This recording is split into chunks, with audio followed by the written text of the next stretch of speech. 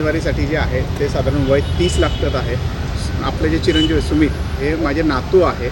साधारण पुढच्या काळामध्ये आम्ही बघूया काय काय नाही असं देखील ताना मारलेलं गुलाबराव पाटील यांनी. निश्चितपणे जर त्याला वय कमी असेल तर मी तर सांगितलं ना, प्रतापला उमेदवारी मिळाली काय किंवा सुमितला उमेदवारी मिळाली काय, प्रतापला जर का उमेदवारी मिळाली तर आम्ही 100% त्याच्या मागे आहोत.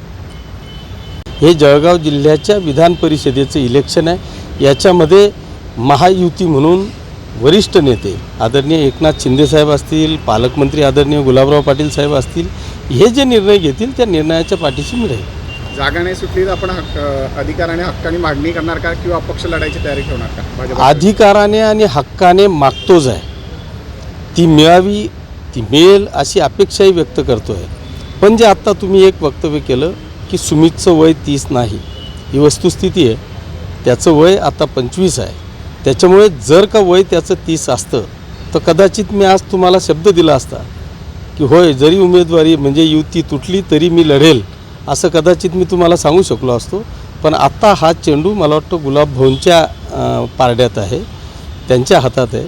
गुलाबभाऊंनी जर का उमेदवारी दिली प्रतापला तर त्याच्या पाठीशी खंबीरपणे उभं राहून जरी स्वतंत्र लढलो तरी त्याला निवडून आणण्याची क्षमता आमच्यामध्ये आहे. पण तिकीट नाही मिळालं तर विरोधात जाऊन लढणार का? कारण की प्रतापराव पाटील हे आपले लहान भाऊ देखील आहे. माझी तर प्रामाणिक इच्छा आहे की त्यांनी विरोधात जाऊन लढावं. आम्ही सगळेजण त्याच्या पाठीशी आहोत.